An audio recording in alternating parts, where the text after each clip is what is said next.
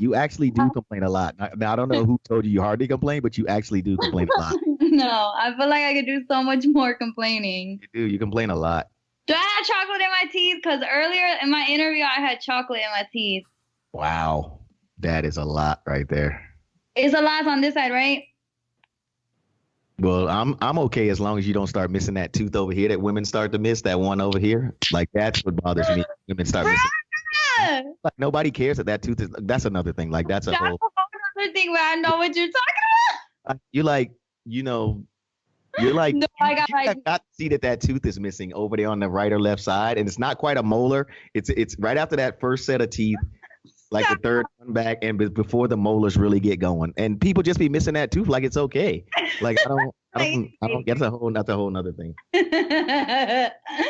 You know why you could say that? Because you got a whole set of perfect white pearly teeth. I do. But you know what? But you know what's really crazy is I take the time to do things like, I will miss the Jordan release to go to the dentist. I will miss a Yeezy release to be like, you know what? Maybe I should go to the dentist. I got friends that literally have not been to the dentist in like 7 years, and they like okay with it. No, I know you're right. It's expensive, but you're right. You got to put that priority first because your teeth, your teeth, you could feel things like they're like their own organisms. Look, first of all, if I go to your house and you got every Jordan that has come out this entire year, dental insurance is a lot cheaper than that.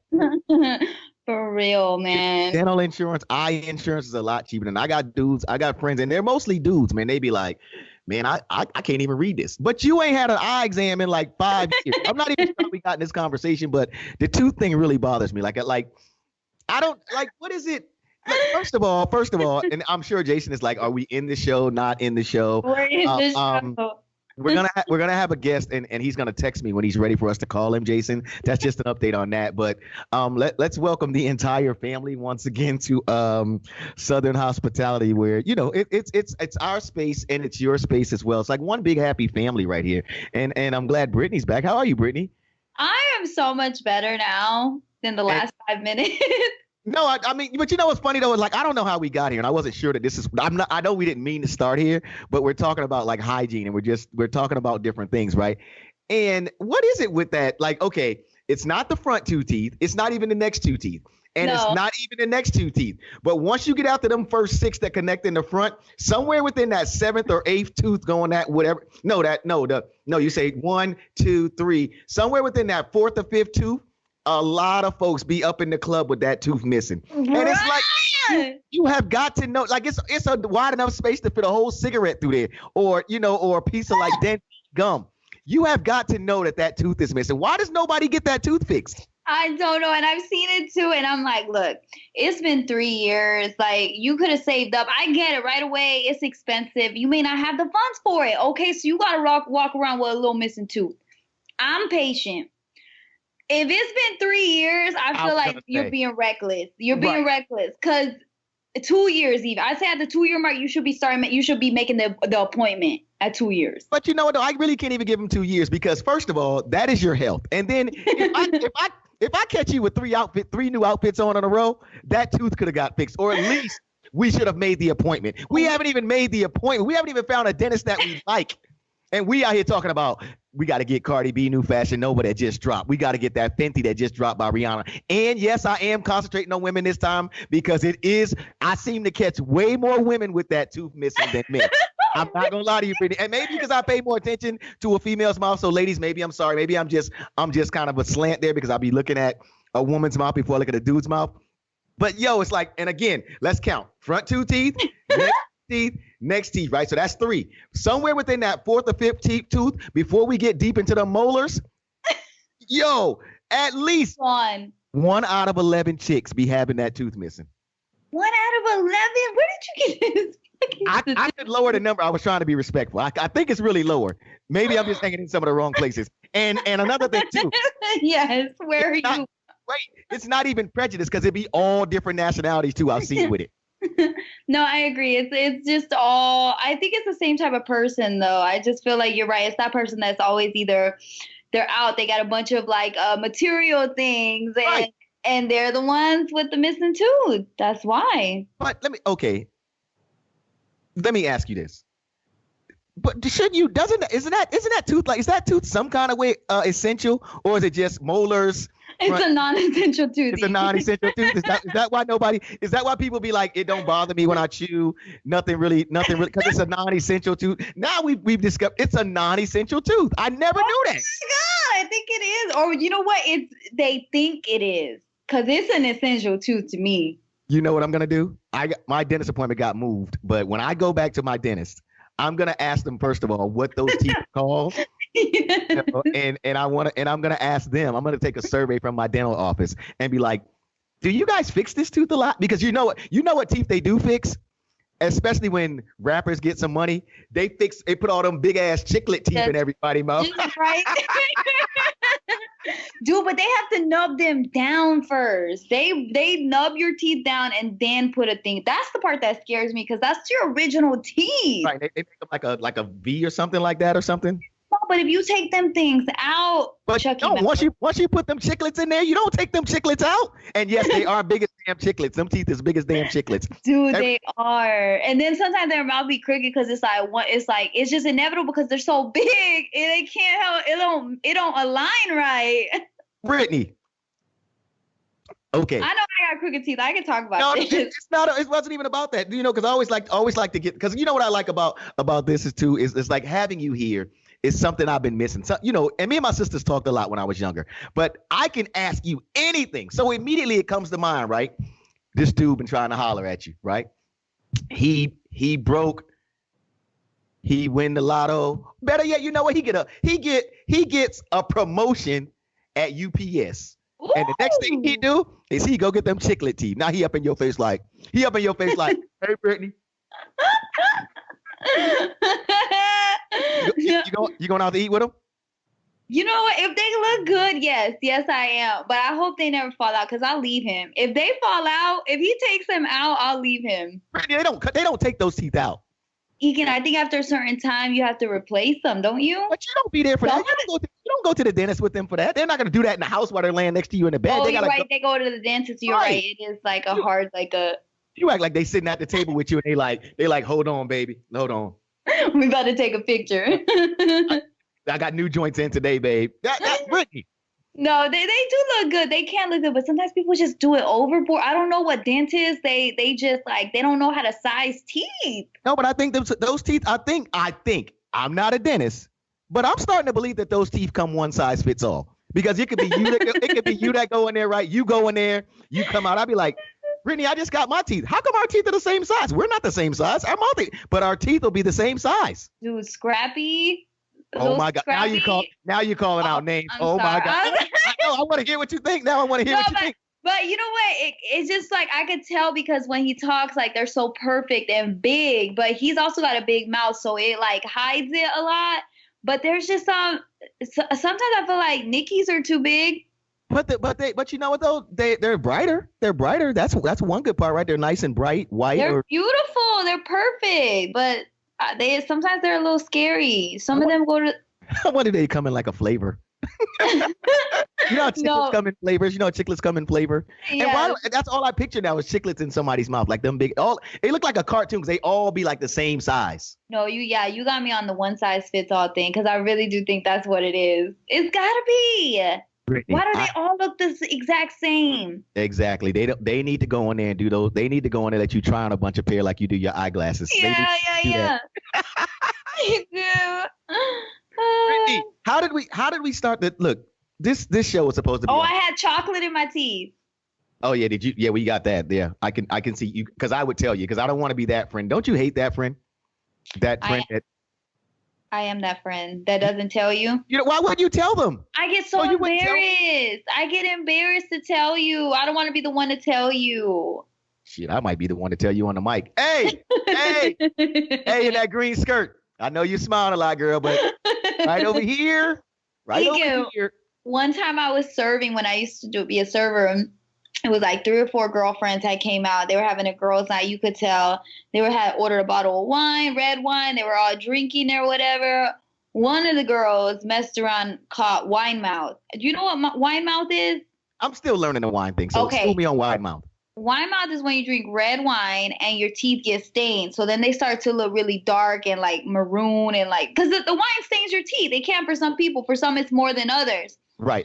When I tell you this girl, when I went to go drop off the bill and she smiled at me, Ekin, she looked like she was bleeding at the mouth. And I was like, you're around your 3 friends. One of them should tell you, not me. The server, I should not have any part to do with that. Right. So I didn't tell her, and I don't think her friends did either because they left. Let me ask you this. Was her breath stinking? I didn't get close enough. Because here's the thing. When I was a little kid, right? You know how when you're a little kid and your mom be like, did you brush your teeth? And you be like, yes. And your mom immediately knows that you're lying because when you don't brush your teeth, everything stays on your teeth. So yes. The Kool-Aid I might have drank, the Hawaiian Punch, the Capri Sun, whatever I might have drank, my mom was like, then how come your teeth orange if you brushed? Right. If you brushed your teeth, you know what I'm saying? So I'm thinking she went out to dinner. They probably pissed at her because she ain't washed. She ain't brushed her teeth. She just put on a new dress. She talking about, I got this new Fashion Nova dress. And I don't know why Fashion Nova stuck in my mind right now. She got her new Fashion Nova. She got on her new Fashion Nova dress. She ain't washed owl bit. She ain't brushed owl tooth. Owl tooth. She ain't brushed owl tooth. And probably flagged a couple of dudes on the way like, girl, he ain't my type. Girl, ain't nobody your type. Look at your teeth. Look at your teeth. And that is the very girl too. You know what? I'm getting into something early that it was a place I wanted to go today on the podcast. I wanted to ask you this. But we're here early while we're waiting for Greg to join the show. And Greg's going to be a very special guest today. There's I want to try this with you. It's things that I'm hating today. You know, okay. I think this is a good place to get some of the things out. Yeah, but we can only make it one thing for each of us. We don't want to have a hating ass show. So it's like one thing that you're hating today, and I give one that I'm hating. And of course, you know me, I'm always ready. So if you need me to start while you thinking about it. Yeah, because I hate so many things right now. Oh my God, Brittany, wait! You've been having a good day. Your day's going. Your day's moving. You whatever chocolate was in your teeth before we started the pod, you got that done. You got that out. That's a plus. Okay, I'm starting to feel a little better. Okay. And for you not to have probably had your hair done for like a month, I like it. Thank you. You know what? Which let me stop you right here. Did you not notice something? Did you get a hair? Girl, let me take my headphones off right now and give you some of this. Let me give you some of this edge right here. And the beard stuck this week. I let my beard stick this week, Brittany. I'm in beard gang right now. You see it? Did you do that? Don't worry about how I get things done. Just know that you didn't do that. You didn't do that. Your hairline would have been all waves. It would have been a wave. It would have been a McDonald's M. Exactly what it would have been. You're right. It would have been it'd have been Wu Tang if I would have cut my hair. You're right. Stop. Look, let me show it one more time because I know I moved too fast. Hold on. Oh my God. Here we go. All right, it looks clean. It looks clean. I'm not gonna lie. Ekin, I hope you survive. Wow, Brittany. You know what makes me happiest about this haircut? You know what makes me happiest about this haircut? What? I had so much hair, seemed like it was growing in my mouth. Like I was like, please, can I just get this fixed? Ekin, don't you think this is the time for you to take to learn how to cut your own hair and beard? Brittany, hold on, Brittany. We didn't say that I didn't cut my hair. We have not said that I didn't cut my hair. You're just assuming. Was that your first try? You just nailed it? Boom, boom, boom. That's all I'm saying. Boom. If you did that line, I know you didn't. Brittany. Sometimes you got to sleep on things. You just got to get up with confidence and you got to make it happen. You got to make it happen. You know what I'm saying? Like, look, and I'm a little bit upset that you didn't notice in the beginning that I wasn't on here with my Corona hoodie on. I wasn't on here with the Corona hoodie. That's why you took it off. Because now you one more time. Hold on. One more time for the people in the back. Here we go. Everybody in the back. Go ahead. Oh, he hit the slow-mo with it. He's panning the room with it. Oh. That was good. Yeah, it looks good, man. It looks... Sometimes you wake up in the morning and you choose a hand and you just go for it. Dude, I've seen so many botched haircuts from dudes doing it for themselves, like on the internet for sure. Like, I just saw someone too, the same thing, but they were like... Garbage. Their hairline is hot, stinking garbage right now. this, you know what I don't know about for women, but you know what this whole pandemic has shown dudes? It's also shown dudes if your barber been doing you dirty. Because if your barber's been doing you dirty, right, and your hair starts to grow, you start saying, my hairline should have been way down here because your barber been pushing it back, trying to make it perfect. And you're like, if your hairline start with this pandemic, all of a sudden your hairline is down here, you're like, my barber been doing me dirty this whole time. Like, you know what I'm curious about? Maybe you can help me with this, Ekin, because I always see, or sometimes I'll see videos at the barbershop, and it's like dudes that the same thing you said, the barber's pushing their hairline back, but they'll get all, like, it'll be almost stupid, like just way too far back. And like, they're really edging it up. And it's like, is that a look? Is it, the barber does not know that's not okay to keep taking it all the way back? Well, what I call that is, how does that happen? Well, here's one thing, and let me ask you this too, because I do notice it. I notice it even more though with my Latin brethren, because they be up in there with the razor getting everything perfect, right? I notice it like a lot with my Latin homeboys. But one thing too is you got to be man enough to tell your barber that he ain't right all the time. That's the way I feel about it, because barbers, it's an art to them, right? So they get on your head, but I'll be like, bro, when you done with this painting, I'm the one that got to walk around with this. You know what I'm saying? Like, you might be like, it's my masterpiece. You ain't the one walking in the club with this hair, like with this point here and this point down here because you tried to be perfect. So sometimes you got to stop your barber. Like me, I'm quick to be like, first thing I tell a new barber, which I try not to get new barbers, is this. Bruh, don't play with my hairline. Don't try to be perfect and push it back. And I will stop mid-haircut, like, bruh, don't even do it. Because you can hear when he start touching the hair, be crackling. Oh. When he start getting in your hair, you be like, bruh, you up in my hair. You up in my hair. And I know I'm dark-skinned, and it really looks bad when the dudes are like your complexion. Because when they start growing back, it's all dark. You be like, bruh, he killed you, bruh. He killed you. He killed you. But yeah, you gotta tell your barber. Yeah, you working together, man. I mean, it's not like the DJ thing. You ain't gonna come tell me what song I gotta play. You see? But no, but you're cutting my actual head. It's a difference. You're cutting my actual head. Like, bro, I'm an artiste. You're gonna mess around and lose a client. That's what you're gonna do. Being an artiste, you're gonna lose a client. You know what I'm saying? Like, sometimes you gotta stand up to your barber and be like, look, bro, like you gotta say, look, bro, this you doing too much. Because barbers sometimes will do the most. And shouts out to my guy Mel, because me and Mel, we had to grow to each other. Mel never really messed up, but it was sometimes I'd be like, nah, we went up too high. Like right now I'm going through this thing where I don't really want my hair like bald, so I kind of like keep it like a light fade or whatever. Yeah. And I still want it where I can brush it. Like today we like when he cut it before, we almost left it to where the sponge thing we do. You know how brothers do the sponge. No, I didn't know that was a sponge. Oh, see that. Date more brothers. Learn the culture. Just stop thinking every brother does their hair like Future. Okay, just stop thinking that every brother's hair is like Future. That's true. I'm just saying. Greg is ready to join us right now, so we're gonna let's get Greg on the line. We have to ask Jason nicely. I'm not gonna act to Jason like you act to me, like I'm a dude who's missing a fourth tooth. I'm gonna ask. Can we get Greg on the phone? This is gonna be a discussion, I think, Brittany, that you and I have been wanting to have, because like I said, with this coronavirus thing going on, for a while, like it has, Greg has actually been a patient and experienced it, and Greg's a good friend of mine that actually, and I guess I'll wait for him to get online, because I want to, I like to give people their flowers when they can actually hear it, because I kind of owe a lot to Greg. I don't tell this story a lot because he's not, with me as much, but I want to make sure I give Greg his flowers when he's on the line to hear. Hello? Greg, are you there? I am actually, believe it or not. Graham, my partner, my homie, my brother. Please meet Brittany. I'm not sure what her role is in my life, but I can't get rid of her. Hey. What's up, Brittany? Hey, what's happening? Greg, I wanted to give the Southern Hospitality family a little bit about you and a little bit of history, but I wanted to wait until you got on the line, because you're kind of like super important, not only to me as a friend and as a brother, but you're like a big part of my career that a lot of people don't know about, because they kind of know the Tampa part of me. And I wanted to make sure that I give you your flowers where you can hear them. You know what I'm saying? Not in the playback, not later on, but I wanted to have you on the line. So when I first moved to Florida, thank you.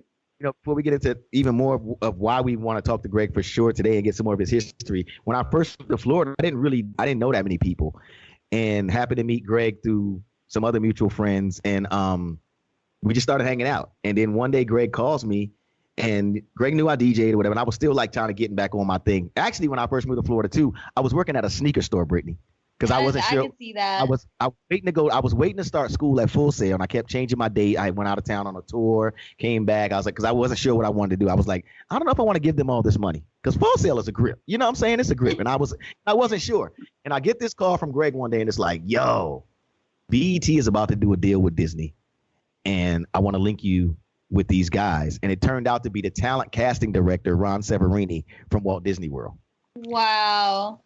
I get a direct link. I start talking to them, going to meetings, everything from how they're going to run the club, which turns into an audition. And my first real break in Florida came because of that introduction from Greg to Ron Severini and Disney and BET and all of that stuff. So a lot of people know because when I came to Tampa, somebody else saw me and brought me to Tampa. But that guy, Kelvin, actually saw me at BET. And the BET thing happens because of Greg's introduction. And, Greg, I know may not want everybody to know this, but his alias is AKA Sugar Bear, Greg. Sugar Bear. Oh, man. I got it now.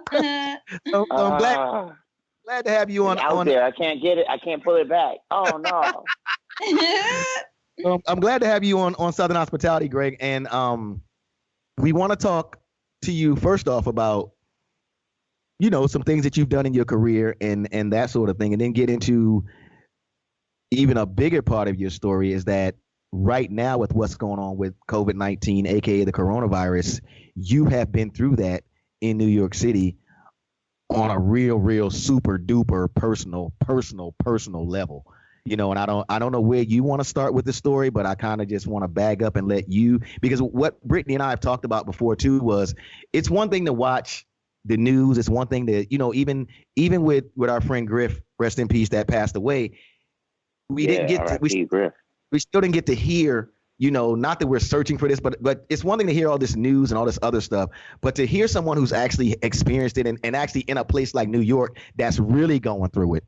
I think that to me is a much more important story. You know what I'm saying? Like that's a much more important thing to hear, because we can hear what everybody thinks. I can hear, oh yeah, you're going to do this, but you actually were there. You know what I'm saying? Like you've gone through it. So wherever you want to begin at, man, and if you however much you want to give us, like I'm just going to bag up and give you the floor and kind of let you go.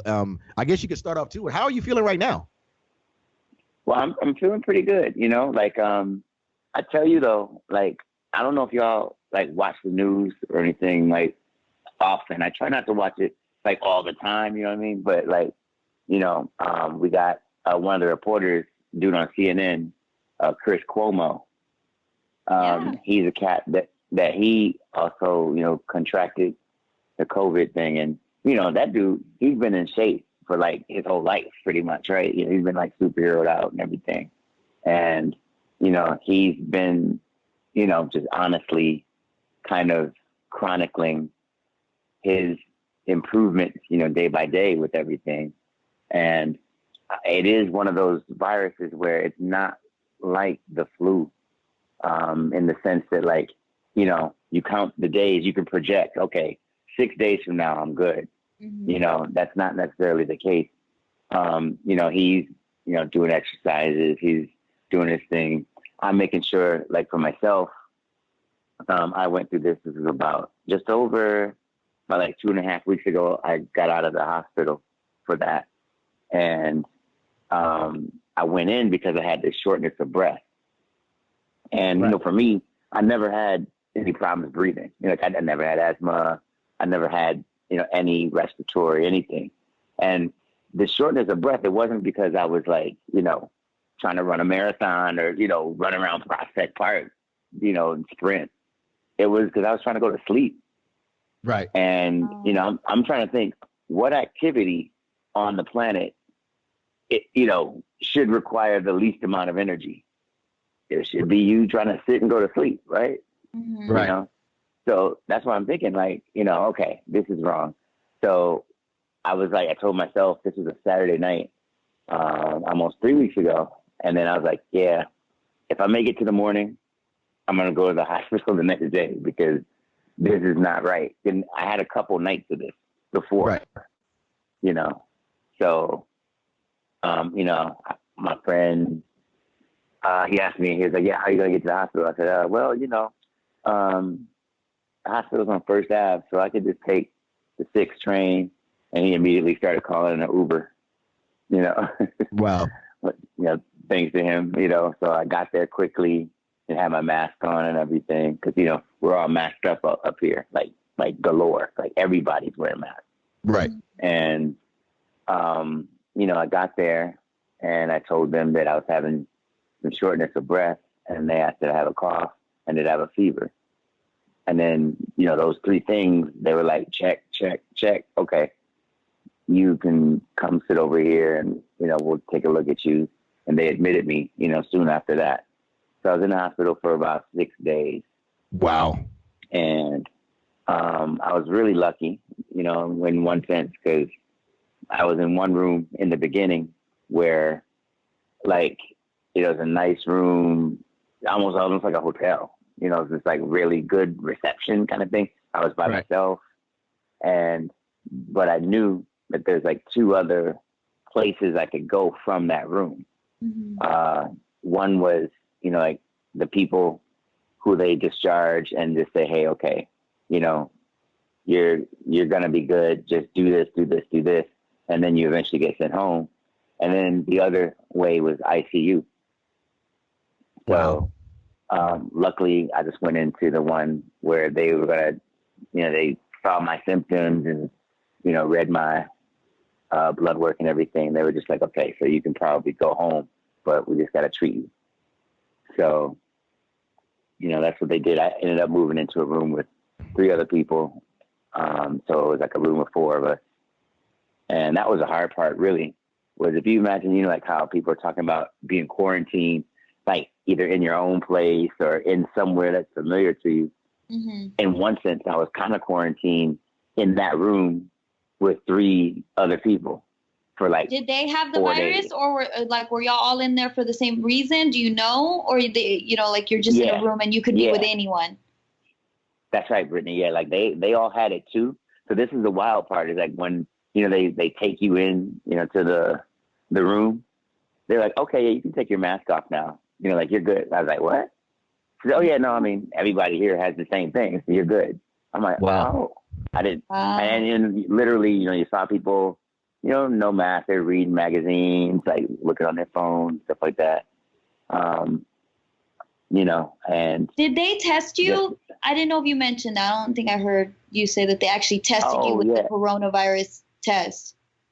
Yeah, when they said sit down, like, have a seat when I first got there, soon after that, they tested me. Oh, okay. Because, I know that test is like, it's hard to come by. And I know they've turned some people away who like, I think I'm having symptoms. And they're like, well, wait till you can't. I guess that is shortness of breath. Is that what they tell you? Go in? Yeah. Because I told them, I said, I've never had shortness of breath. I'd never had any history of asthma. And I also what I did is I went to the hospital that had a history like of me.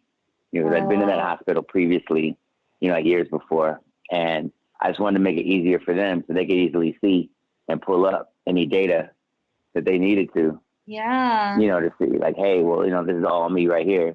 No asthma, no respiratory, anything. And they were like, okay, no, this is not right. So they gave me that test.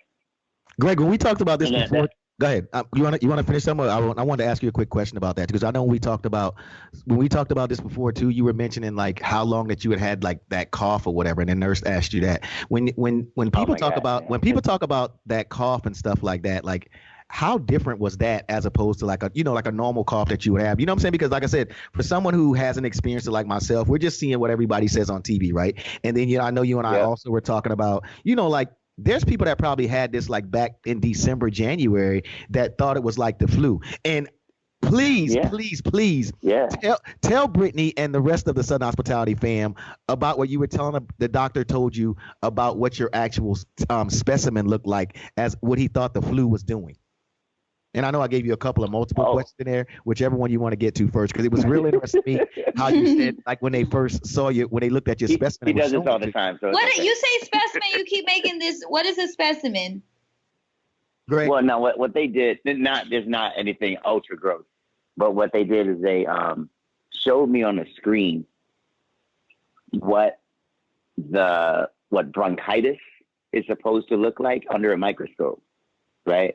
And it was like a textbook picture. So if you can imagine, Brittany, it was like like one of those PowerPoint presentation things. Yeah. So he had on like an iPad, and he showed me. He was like, "Yeah, like this is what bronchitis looks like just like regular science from a page out of a book or something." And I was like, "Okay." And then he showed me an image that they took from me, and like that was like an actual picture, but it was super high resolution. And he told me to look at the top of it. He said, "It looks pretty similar, right?" And it looked exactly like the bronchitis example that he just showed me, right? Oh, wow. I was like, yeah. But then he said, "Okay, let's zoom in here on the stem of it." And what he meant by that is like the bottom of it was not the same as the top.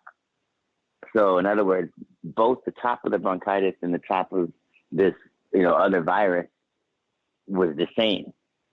But the bottom, the base of it was totally different.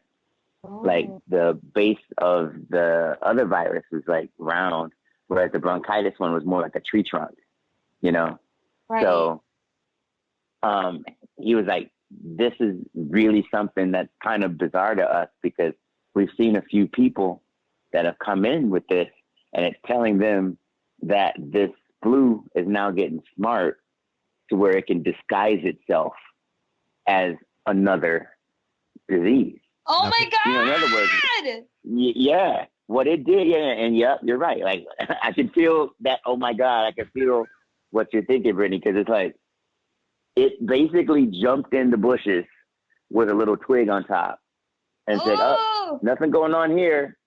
Move along." Oh my God! So I went to 2 other clinics before I went to the hospital because I was just like, friends that were here, they're like, "Yeah, go to, like those little, like those city clinic things that they have sometimes. Mm-hmm. You could just walk in and walk out." So I did that. And then a couple of them, they all say, "Oh yeah, you got bronchitis. You got bronchitis." Because at a glance, it looks just like bronchitis. Like if you glance, you'd be like, "Okay, yeah, it's bronchitis." But if you really look, you're like, "Oh, it's not." You're like, "Look at the bottom of my bronchitis." Right? Right? That's what we got to say now. Did you see the top and the bottom? Now that we know that, right? They didn't. Yeah. Then now we know. That was very helpful because, that's crazy. So are you cured from it now? Are you completely out of the woods? Nah, like the thing is like they said, don't get ahead of yourself, because I feel good. I feel all right. I can't probably, like I said, jog around Prospect Park. Like, right. Not that I could even do that when I was healthy. Same. If that's the test, I'm failing every time. But this time around, I got a good reason, Yeah. So it's just like they're saying like it's unlike any other kind of virus because it tends to linger. Sometimes it'll manifest in different ways. They said, the quarantine at first, they were like, yeah, just, be huddled up, for 2 weeks, somewhere where you can't give it to people. I'm very fortunate because I DJ out here, I'm a DJ here at Drink Lounge in Brooklyn, and the 2 owners, Shagan and Norm, they closed the bar because, here in New York, we got those orders like all non-essential businesses, have to, basically shut down. So we're not doing any business at the bar. So, with that, they were able to make a little space for me. There's like a little makeshift area in the building, like away from the bar part, but just still in the building structure. And, turn that into a little spot where I can chill. That's so and get nice. Better. I wanted to ask you too, because I know one of the biggest symptoms, or one of the symptoms I should just say, is the body aches. Now, were you getting those? Are you still having those? Because I'm so intrigued by the body aches. Like, when do they go away?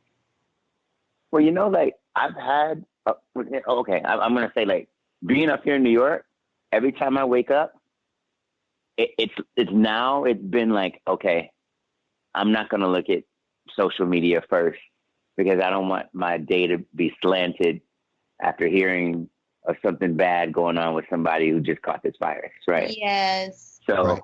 you know, because in New York, like everyone knows someone that is affected by this. Like, you know, I don't know, Ekin, I think we had talked about it too, but, you know, we had a couple people that were really instrumental in our music career. You know, me and Shadon, at least in particular, when we were working for Promo Only in New York. Right. There's like a couple, you know, contacts that, you know, didn't really make it. So that really hit.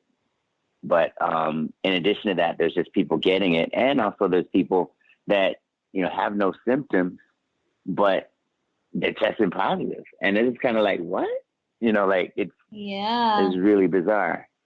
So we're getting like everything here. And like, I just didn't want to, you know, I would start the day, you know, like not looking at social, just because of that, you know, just like, oh man.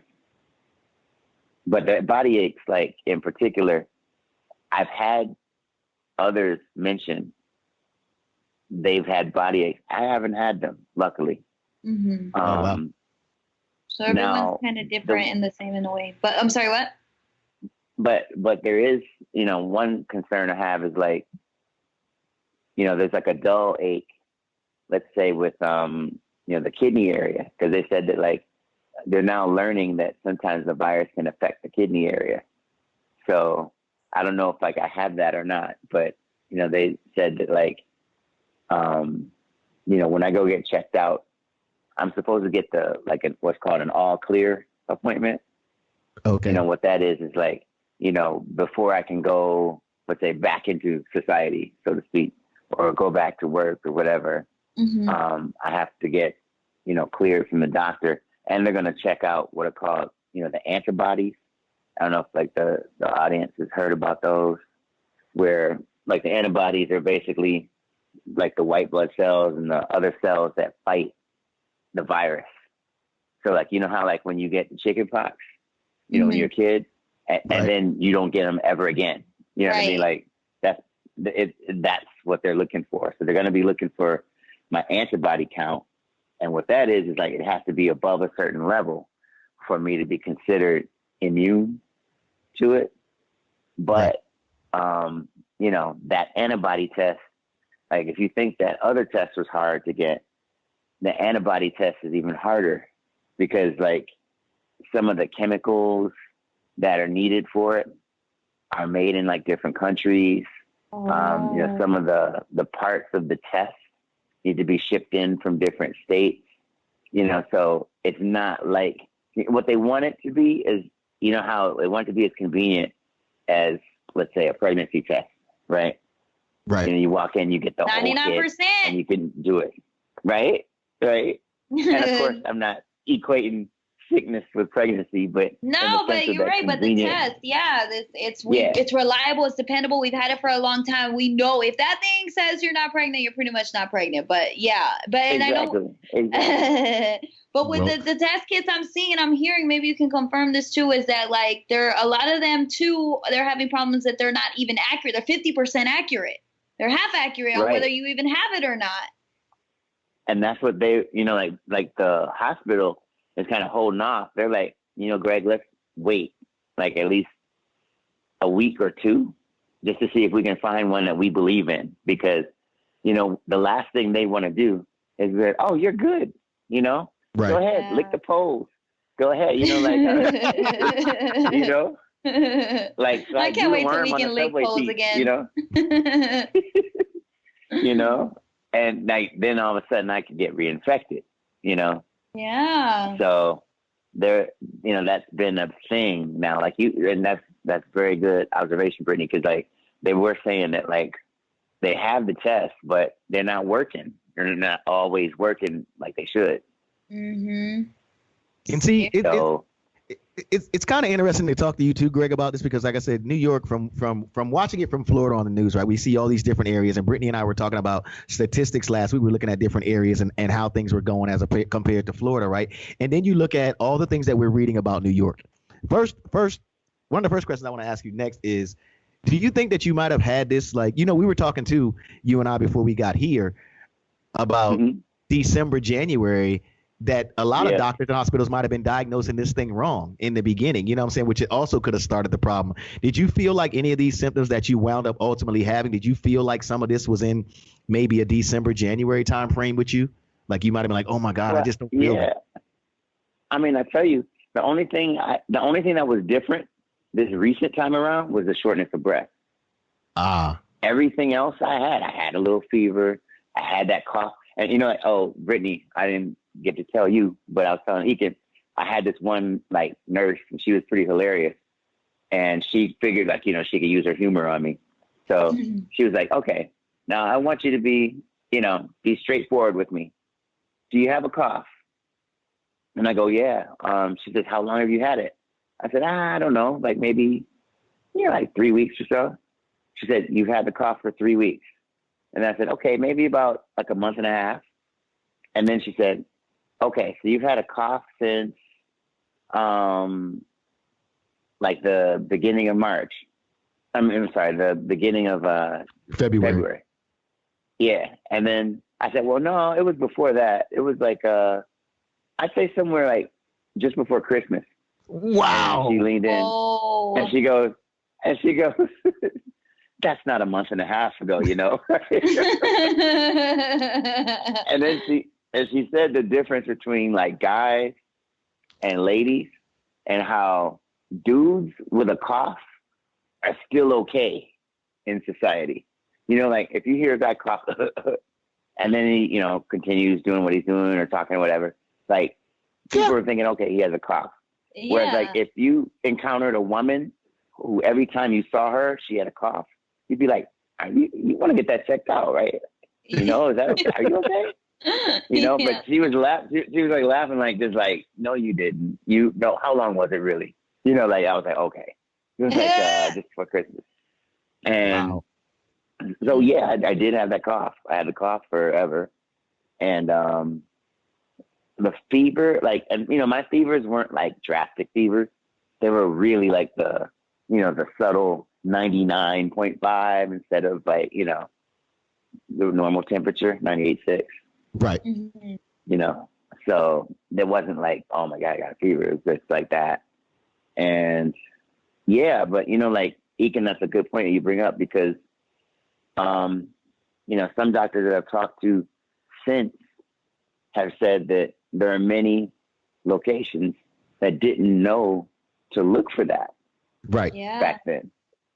Because we're right on the cusp of it getting here and becoming a thing, so yeah, there are some, and that goes to even show like with the, when I was mentioning how the stem of the flu was different than the bronchitis, right?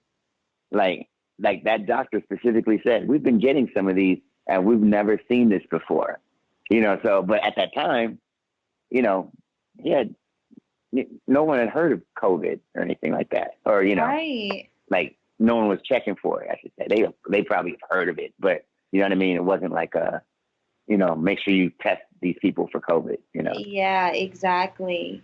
So Greg, from what you're seeing, right, in New York, and again, like I have family up there, but still, it's not the same as being up there. And from what I'm seeing, in pictures and everything, it almost looks like an I Am Legend type situation up there, like the Will Smith movie. Is it realistic in your opinion? And again, this is just your opinion, but to me, it's a very valid one because you're actually living in this. Does it seem logical to you that May 1st we're back, that we're back, society is back the way that you remember it? Well, see, that's the thing. That's a little bit optimistic. And if there's anybody that's positive, it's me, and I'm optimistic too. And that's what I love about you. When I have to say, I tell you though, I mean, May 1st, like that's going to be quick because I'm even just thinking about just the block that I'm on. Not even the block, maybe like the 4 blocks in Crown Heights Right. that I'm on, these places won't be able to get to that pre-corona level on May 1st. Like it's not, you start to hear a lot, like now, a lot of people are saying it's not going to be a light switch, and then all of a sudden everything's back. It's, more like, those dial lights, when you can dim it and then, brighten it and then dim. Because, like, I'm thinking of all these restaurants, like, first off, wait, I'll start with the bar. This bar has won like a couple awards for being like, best bar in Brooklyn, or, blah, blah, blah, like those kind of magazine award type things. Okay. And a lot of times, the place is packed. There's been, nights I've DJed, place is packed. Right. And I don't see anyone wanting to be somewhere where a place is packed.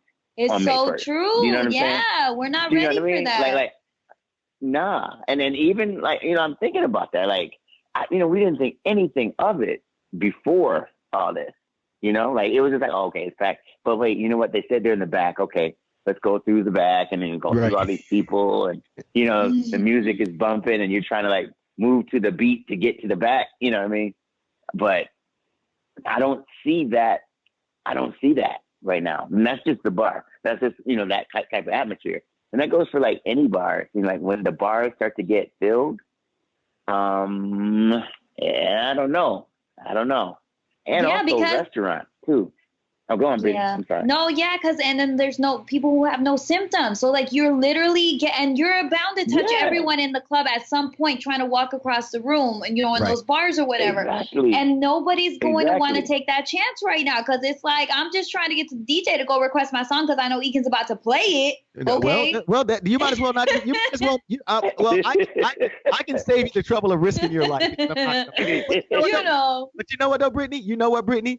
I'm welcoming Karen because if Karen risk her life to come see me in that DJ booth, I'm playing her request because I miss Karen. So if she risked her life to get across that dance floor to get to me, I'm playing 2 of her songs. She deserves Uptown Funk. She deserves it. And you know what's really crazy though? Doesn't it seem like this conversation is so different than what we used to have, especially in New York, Greg. You know this, right? The most we used to worry about was, is somebody going to step on my sneakers if I walk across this place? Oh, yeah. Now we're worried about if I walk past this person, are they going to touch me? Have they been, and that's why. Yeah. Am I crazy? Yeah.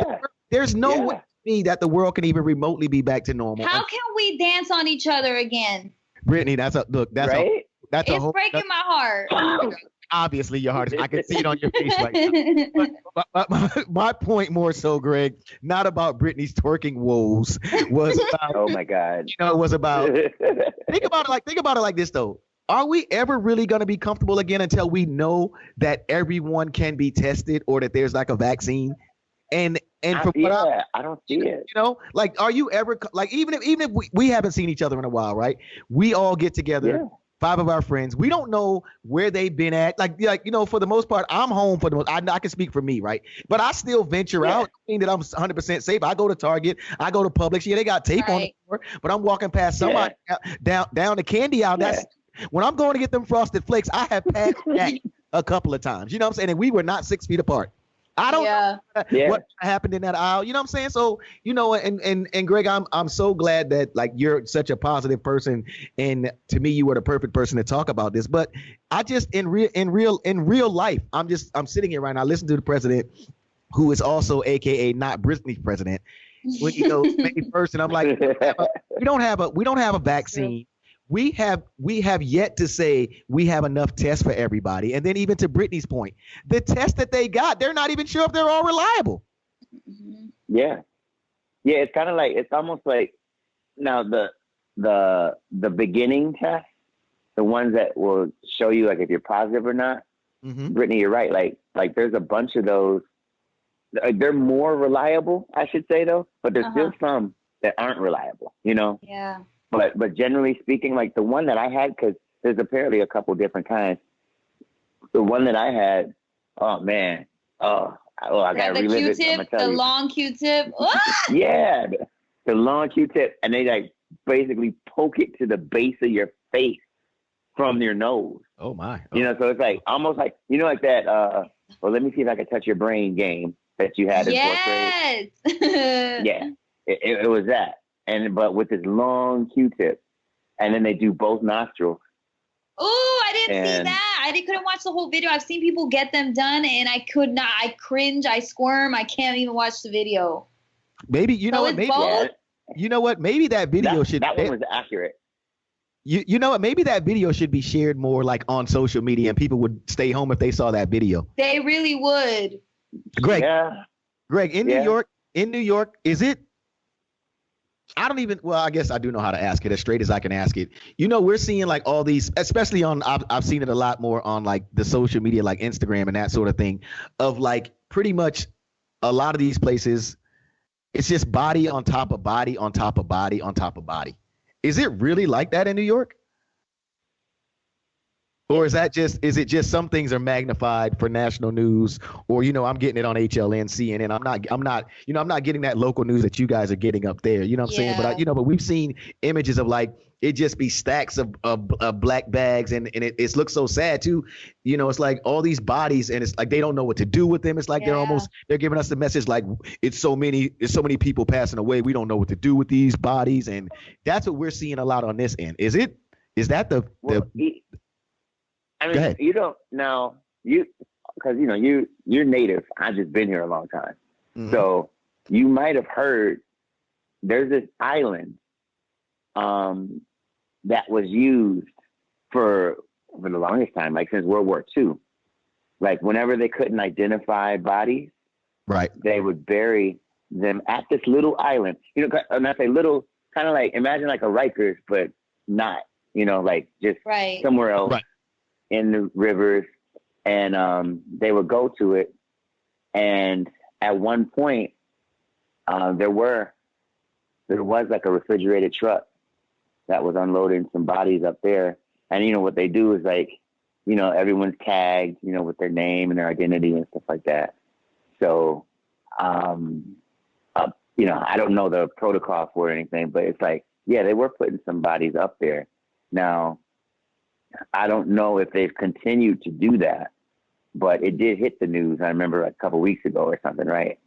And that was a thing that was happening because the rate just kept going up and up and up. So I think what they did is like they started talking about that because that was a place that was traditionally used. Hart Island. Yeah. Yeah, it's called Hart Island. I was trying to think of what it was called. Hart Island, like HART, like Kevin Hart. Yeah. I'm like, man, that's a weird, ironic name. If you look it up online, the one of the big headlines, it says it has a long history as an epidemic burial ground. Wow. And man, it's so scary to think because like also I saw one case where it was like they found that you can get the coronavirus from a dead body, which makes sense because I mean it's like you have it on your body, you have it in your system. So like that's the other concern. They're burning these bodies like or are they burning bodies? Like I don't know, I hear that too. I'm saying that like that's a fact. I don't even know. I've heard buried, but burning, buried, it could be any of that. I don't know. I've seen them with the truck and everything. And also that was a little bit kind of jarring. You could imagine they had a refrigerated truck on Park Avenue. Wow. Like, yeah, because, I can't remember, is it Mount Sinai, I think that's there? It's like one of the Mount Sinai's in Manhattan is off of Park Avenue and something, but they had a truck basically, where the Waldorf Astoria and like all these other like ritzy spots are.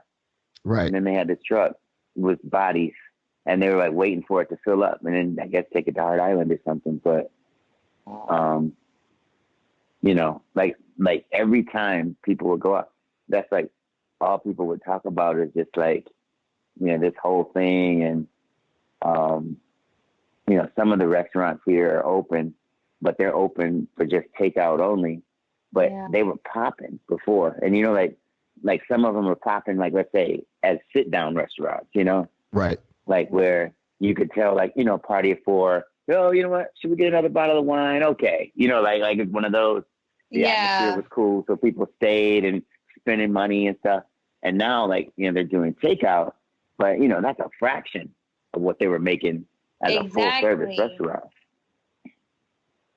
Yeah, you can't survive. And that's the other thing that I'm scared about with the businesses too, those smaller businesses. How can you survive off let's just say they break down half the people they allow in to even service? Okay, where's the profit to even keep buying supplies, buying product, and keeping your employees paid and the rent paid and the bills? So it's just like, I feel like our economy, even though it's like we need to get back to work, we're not ready for it at all. We're not ready to just open back up. Because the social distancing is not going to get instantly lifted with the decree of, oh yeah, let's get back to work, everybody. You know, like, because now people are still going to be like, I don't know. You know. Yeah. Greg, I got one more question to ask you, and I'd like to get into like I said, I'm glad that you took the time to actually give Brittany and I some ground zero insight on this whole thing. This part, because you're married, and so the stories that we get again and again, I'm always, to me, like, and I guess Brittany's probably getting the same kind of stories, and we talk about these kind of things. You know, you hear these stories of that a lot of these people, once they get quarantined, right, they're alone, like their family can't come see them. How was that part of the experience for you? Because I mean, once they quarantine you, right, there's no family members. I mean, I guess you still had your phone so you can communicate, right? But there's no family members that can come see these people, and the people that have rest in peace that have passed from this, they're pretty much like dying alone, because once they take them back into this quarantine area, when they family hear anything else, it's either that they're coming out like you were fortunate enough to come out and now you're getting healthy again, or they're calling them with the phone call. And I mean, just being real, I mean, it sucks, you know, because the thing about it, for instance, like, you know, me and my wife were based in Queens, and we were like just presently staying at her aunt's place. Right. But her aunt also had a couple relatives that were staying with her too for a little while, that she planned on having, you know, a while back to come out and stay. So, you know, the place was a bit crowded, you know, and, you know, her aunt is like super vivacious and lively, and, you know, she's close to 70, I think, you know, but she's still, you know, still active, you know, active lady. New Yorker, getting it in. You know, right?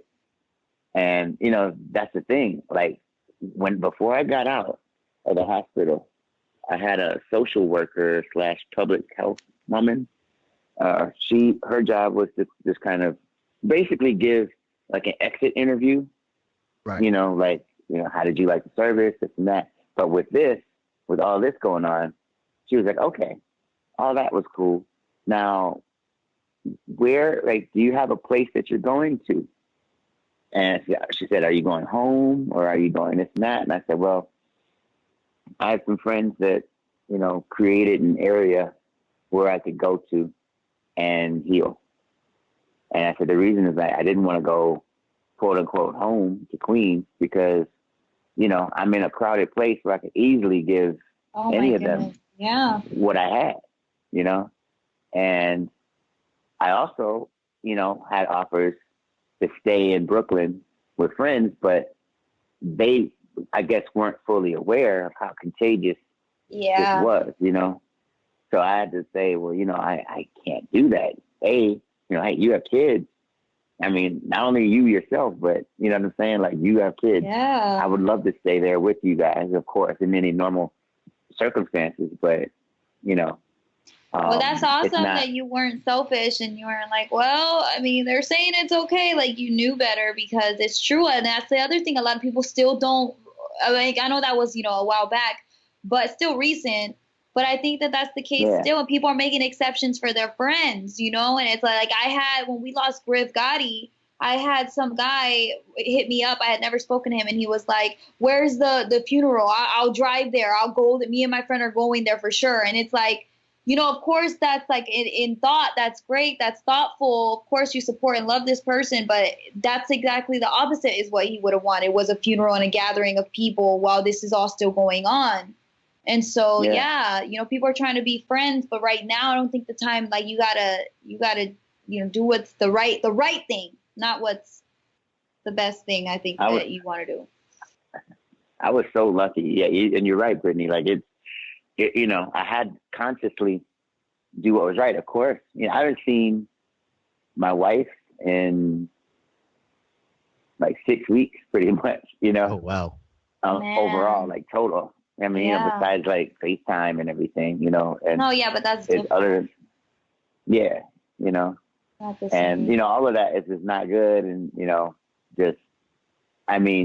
she's happy that I'm getting better, and that's her main concern. But at the same time, sometimes I'm just around like, okay, now what do I do? Now, Ekin knows that I make music as well, so I still, put out tunes like more of like an electronic lounge type of sound. Nice. Under the name Comfort Crusade. So I've got some stuff out on Spotify and Apple Music for that. I'm grooving right now, Greg. I'm grooving right now. He is. He's moving his head. He's bobbing it. I'm thinking about them sounds right now. Thinking about that playlist. So yeah, it's just, I tell you, man, New York is forever changed from this. Because I just think, zoom out for a second, y'all. Think about how packed the Apple store used to be, right? Yeah. I mean, like imagine places, not just up here, but even down there, that were packed, and now they're not gonna be like that on May 1st. You know what I mean?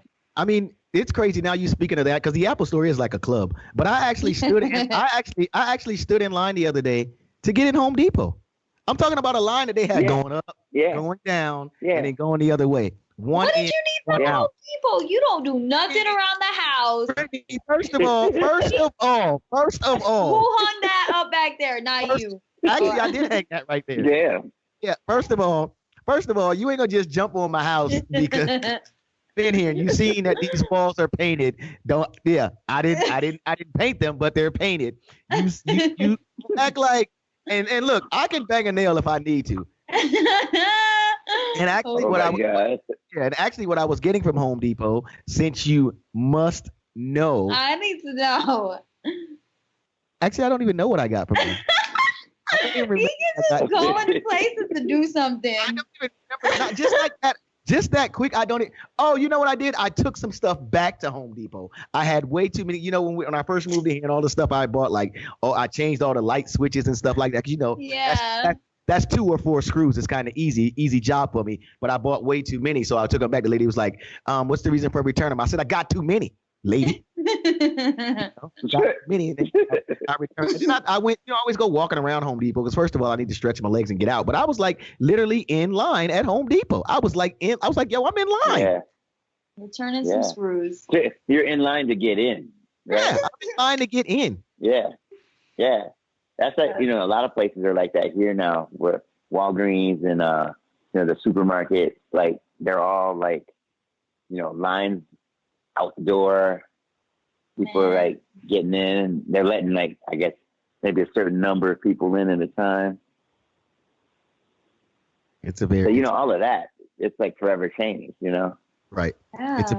It's a very different time. So Greg, and I'm big on this with you, and like I said, I'm grateful for this conversation, for one, because for the first and foremost is knowing you the way that I do, and as personal as we are, brothers that we are, the fact that you're getting better, like that pleases me, because every story that we hear about this, and Brittany and I have visited this on a couple of different occasions, with Southern Hospitality, the podcast, and every conversation has been different. And when I had got word that you were going through the experience, I was like, yo, I wonder if he's even up to talking to me about it. So I appreciate the fact that you're so open and candid about what's been going on with you. But what I'd like to do, because I'd like to shift the conversation to some other things that that you're doing, and bring Sugar Bear into conversation. Yeah. That's a whole nother story. But oh man, I thought that was.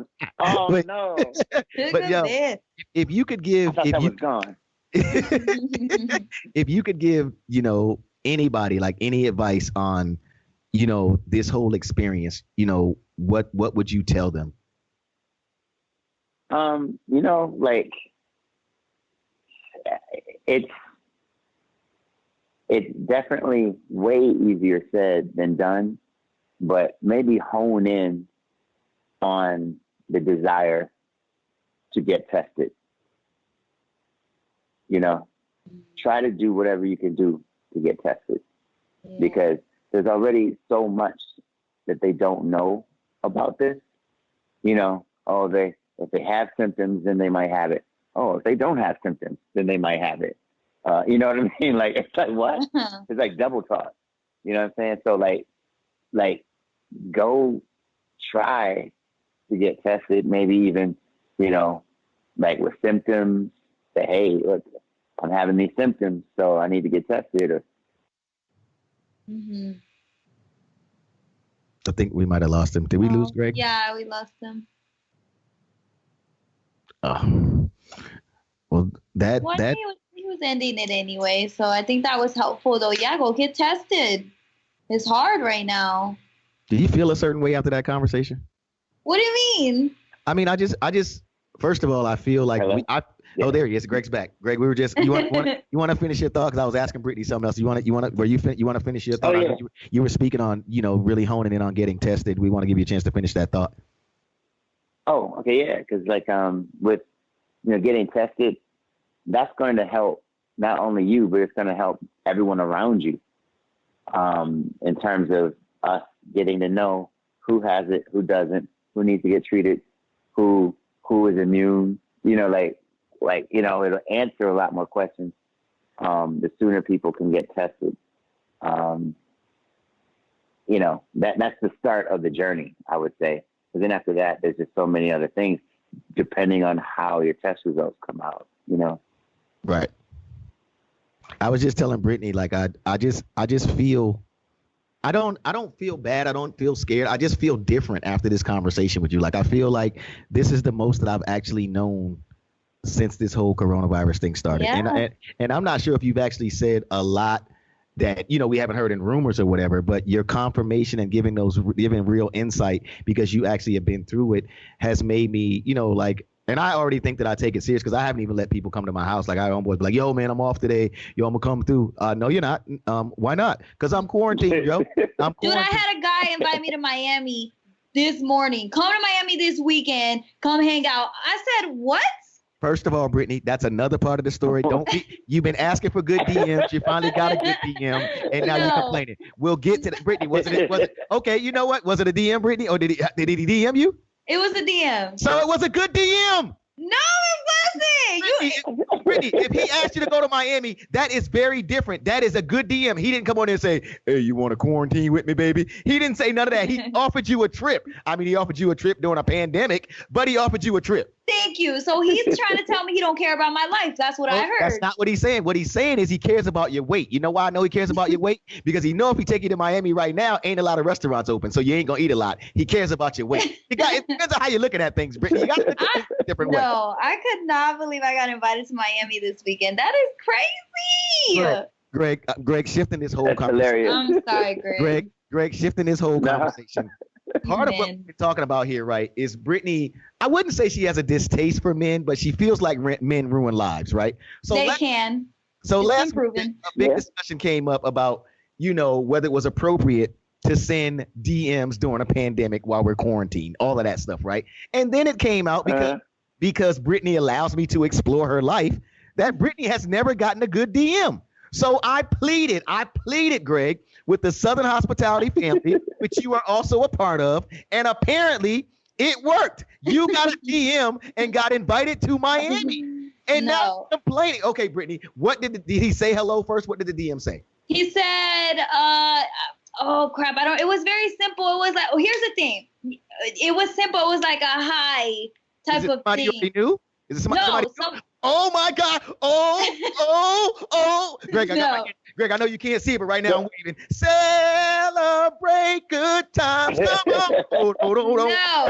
No. Brittany, First of all, no, let me tell you where you're wrong, right here. I want every girl to hear this. And you too, Sugar Bear. So yes, this dude freaking he invited me to Miami. He didn't say, hey, I'll send you some gas money for you to come to Miami. Hey, I got this over here. Wait, he lives there already? Oh, he wanted you to just come down. Yeah, to go to Miami where he was at. Oh man. Wait. Okay, wait. I see what you're saying. Now it makes sense why y'all were like, yeah, that's great. Yeah, I thought he was like in Fort Myers with you or somewhere close, and y'all ride down. Y'all could talk. Yeah, to exactly. On Alligator Alley. You know how the difference to take you to Miami. Thank you. If you're gonna be around, you got some extra time. Can you make it down to Miami? Yeah. That's a lot different. Okay, you see what I'm saying? These men, they just don't know how to. They don't know how to come at women. Wait a minute, Brittany. You're still. Wait a minute. Now we have just immediately jumped. Greg and I did miss a little bit of the story because I did, and I'm man enough to take that. But in his defense, playing the attorney that I am, watch a lot of Law and Order, a lot of. Yeah. I know how to defend. That's right. I know how to defend this Attorney man. Walker here. Go on. I know how to defend this man. Now, Miss Brittany, how did the DM conversation begin? Okay. He jumped in my DM. Whoa. Your Honor. Permission to treat the witness as hostile. Because how did my client, how did said DMer, what do you mean when you say he jumped in your DMs? Like, did he say hello? He said, hi? What was the first thing he said? I'm going to tell you right now because I don't remember exactly. I was so offended. Oh my God, Greg. She was offended by a hi? This is how he started. No, I'm gonna tell you, he did start off with a good line. I'm gonna tell you, the line started off good. That's why I responded. Now I remember. He said, "Hey, legend." Boom. Stop. Wow. Please instruct. Please, and Judge Greg, please keep listening. Please tell Judge Greg how that is interpreted as jumping in your DMs. The man opened up with, "Hey, legend." That is a nice approach, in my opinion, Your Honor. Yeah. That is not. You want me to tell you jumping? You want me to show you jumping, Brittany? You want me to tell you what jumping is? What? Hey, Shorty, what your name really is? See how you didn't understand that? Yeah. You didn't understand that? Shorty, what your name really is? Shorty, what your name really is? That's jumping in your DMs. That man came in with, "Hey, legend." And you smiled when you saw it. Did you not? Did you smile, Miss Brittany, when you saw it? Yes, I did. I did smile like, that was different. Your Honor, permission to treat this witness as hostile. I just need to answer, Your Honor. Did he make you smile? Yes. Okay. Now, after he made you smile and he said, "Hey, legend," what did you respond with? Well, I went to go peep his Instagram. I talked to everybody, right? So I went to go check his Instagram. I'll tell you why. You wanted to prejudge him. The only reason why, I'm telling you this, and I know I'm going to sound so douchey because he was verified. He's verified, right? So I was like, who is this? So I was like, who is this? So I go to his page and then I see that he does work like where he talks about media and like how the social media works and stuff. Like he's done interviews on TV and stuff where he's talking about this stuff. So I'm like, okay, this guy's well educated. He's got, a brain or whatever. So wait a minute. So wait a minute. What you're saying is that he wasn't trying to get you in just VIP with the sparklers on the bottom. Is that what you're saying, Miss Brittany? Is that what you're saying? It appears. I would say it appears so at this moment. It appears so. Now, speaking of someone who could seem a little bit shallow, don't you think that it was a little bit shallow of you, Miss Brittany, to go and peep his Instagram before you responded after the gentleman came in and made you smile in the very beginning of the conversation? No. Can I get a gavel? Can I get a gavel here? Or can I just butt in? There you go. And also too, using your words, Miss Brittany, douchey. But you know what though? Like as a woman, I could see her wanting to know who is this. Who exactly? You know what I'm saying? So I said, right. So what did you say? You know what? Obviously, go, Greg. You know what I noticed about this conversation? The blue check kind of remind me of the champagne VIP bottle. That's what the blue check is. As soon as she saw the blue check, she's like, "Oh, the blue check." Now I'm seeing now the blue check, Greg. It's just like being in VIP. Oh, he got a blue check. Let me go down 3 more rows of pictures. Brittany, you're seeming a little bit douchey right now. A little bit douchey right now. Okay. Then what happened? So and then he laughed at this picture I had posted on my story about J-Lo and Diddy when they were like they used to be together, and someone commented how they shot the club up. Hold. Is that the one where you're reading a book? Because remember you said, so are you reading any books on your Instagram? No, not right now. And if I'm not mistaken, Miss Brittany, in past conversation, you have said you'd like for gentlemen to talk to you about books that you read, right? Yes, I do. Well, how about Miss Brittany? Can you tell us one book that you've read on your Instagram?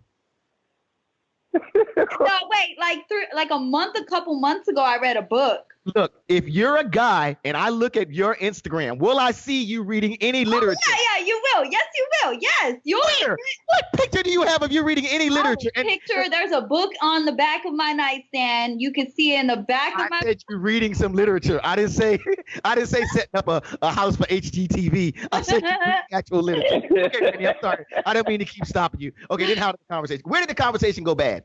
So here's where so I said, haha, hello. And I saw that his work. So I said, great work. I see you're doing. And I put like good for you. I'm happy. Was he attractive though? At this point though, was he attractive to you at this point? For me, it's not my type. Did he have a wingspan? Did he yawn in any of his pictures so you can see his wingspan? No wingspan. So this is where it was going. So now we're getting to it. No. This is where it was going wrong. You know what, Brittany? I hate to have to hashtag you this for this episode, but you are now hashtag douche Brittany. Because once you saw that man was not super attractive and his wingspan wasn't in your class, you immediately wanted to shoot him down. No, I promise that's not what it was. I just wanted to see who it was. So then that's when he the small talk, what do you do? Blah, blah, blah, right? So then. What you do? What? He asked you, what do you do? Yeah. You should have swung on him right there. Conversation over. He know what you do. Okay, my bad. Right. Go ahead. My bad. So then, small talk, just hello. Then he goes to come to Miami this weekend so we can hang out. It was like, because he said he was Colombian. I said, that's cool. My bestie's Colombian. And he's like, come to Miami this weekend. Come hang out. So where is he located? He's in Miami. Oh, he's in Miami. Okay. He's in Miami. So he didn't offer me gas. He told me to go to him during a pandemic. Okay. We shouldn't be visiting no one right now. That's especially someone you don't even know, huh, Brittany? Don't even know. And so who else is he having there on other weekends? It's not worth it to me. By the way, Wait, who else is he having? Wait, he might have another Corona girl there on another weekend? Yes, they all do. Greg, that's Brittany's fate. That's Brittany's go-to line during the pandemic. He might have had another Corona girl there before me. He didn't clean the sheet, and then I got Corona. Thank you. You know what? When you say Corona girl, I just remember way back in the day, they had those people that would represent the beer, and they would walk around like the beer bars, and they would wear like the Corona the logo and stuff, and have like swimsuits and stuff on them. Like, no, current day Corona girl. Sorry. Yeah. No, it's different now. I don't like it. It's careless. It's irresponsible. It was so unattractive. Not that I'm looking, like I said, I don't want nothing to do with no men's and no life ruiners. So, Brittany, now let me ask you this. I get it. Did you take the time? Because this right here is a teaching experience. Did you take the time to, as my grandmother would say, did you take the time to learn him? Because you could have told him, hey, dude, you don't invite no woman, especially that you just met out during a pandemic.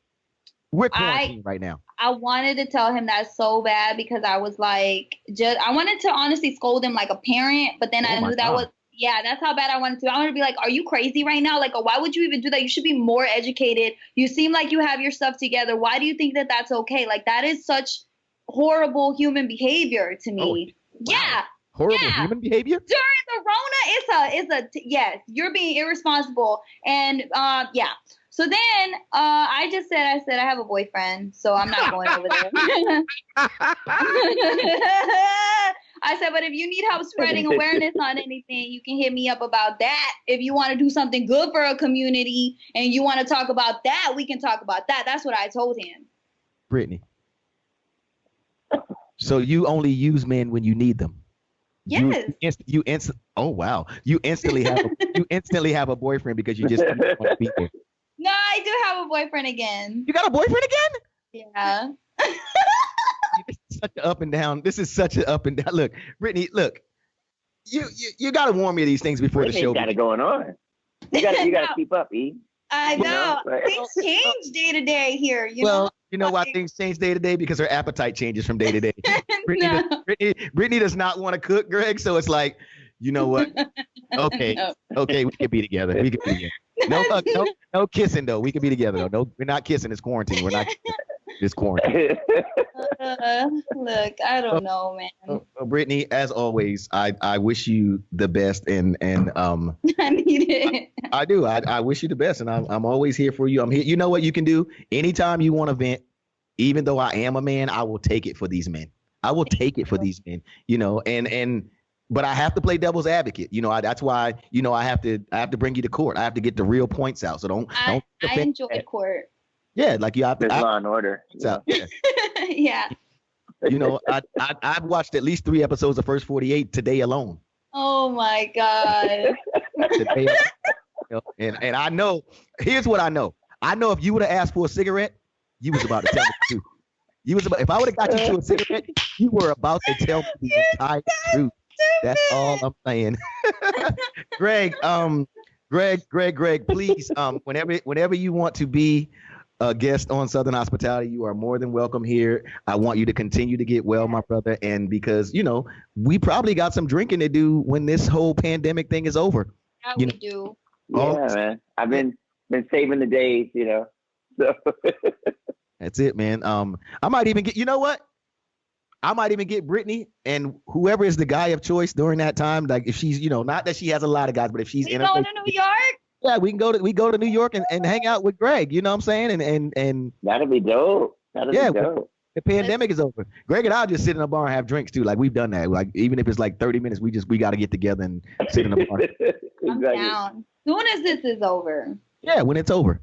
But yeah, Greg, like keep us.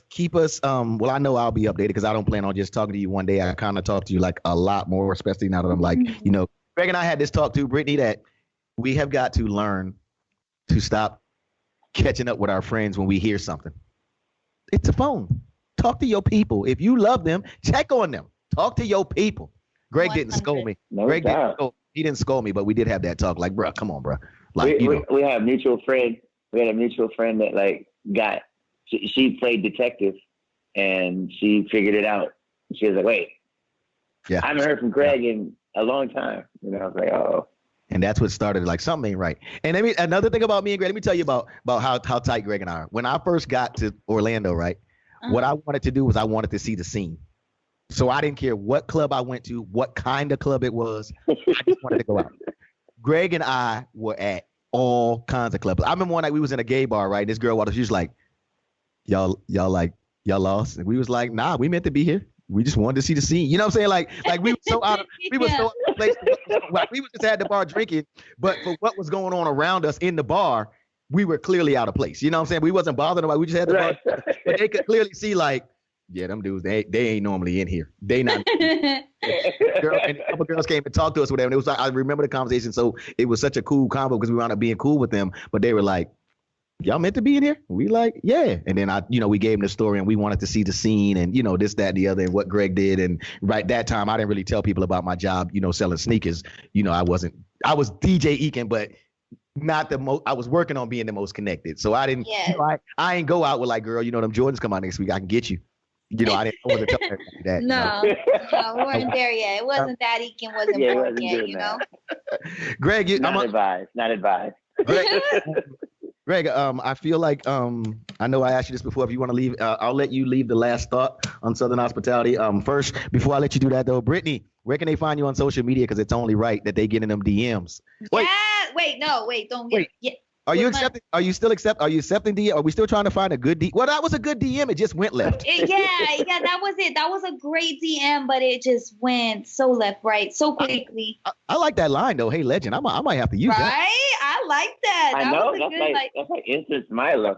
Yeah, he didn't look at the calendar though. It was like immediate invite to Miami during a pandemic. He just went all. He came into place cool and then tripped. He came into the club all smooth.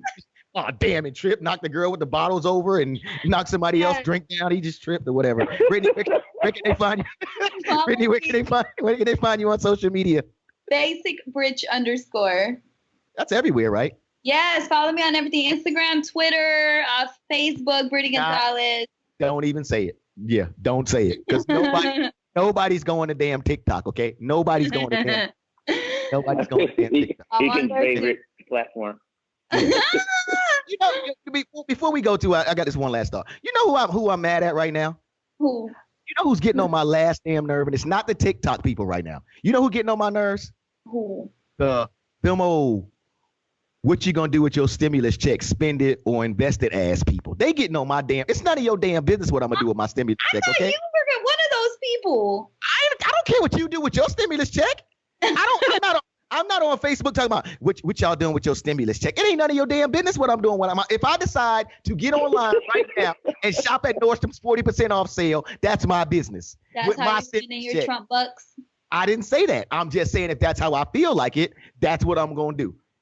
Trying to make me feel bad. Because you know what makes it so bad though too? When you ask them people about investments, they can't even tell you none. But they worrying about I'm investing my money. They don't know nothing but like, I'm gonna put my money in a savings account. That ain't no damn investment. That ain't no investment. So shut your trying to be educated ass up and get off my. Matter of fact, you muted for 30 days for asking me that. You're muted. You're muted for 30 days for asking that. Wow. Already was tired. Using the tools. Exactly. I already was tired of your ass. I already was tired of your ass out here trying to TikTok me to death. I let you slide. I didn't mute you. But when you came on there trying to suddenly be educated because your little check came early, because your check came and I already heard that ugly people got their checks first. So don't get me started on but that's another story. Greg, Southern Hospitality, man, at DJ Ekin on all social media. I'm getting out of here. Greg, one last thought. We'll leave it with you and tell them where they can find you on social media, man. Well, everybody, stay safe, stay home when you can, like only go out for emergencies, take care of each other, take care of your community, and, keep up with all the developments and all this stuff, what's going on.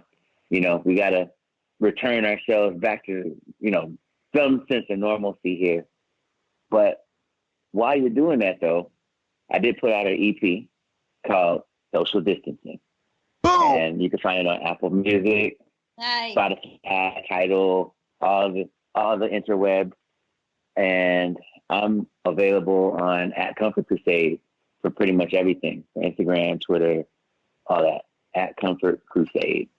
Yeah, so go check out the EP, and there's a lot of music up there too from other stuff I did. I mentioned I went a little more loungy with it, a little more chill, rather than depressing and apocalyptic. So. It's good wine. That. It's good wine music, Brittany. It's good for you. You'll like it. It's good after work wine. I'm gonna rock out to it later. Everybody, man, catch us, man. Wherever you get your podcast, fix that, man. Southern Hospitality for the lovely Miss Brittany Gonzalez, who finally got a good DM last week. I am DJ Ekin, my partner, Greg. Sugar Bear Comfort Crusade Graham. I appreciate you being here, man, and get well soon. We'll talk soon, man. We are gone. You got it.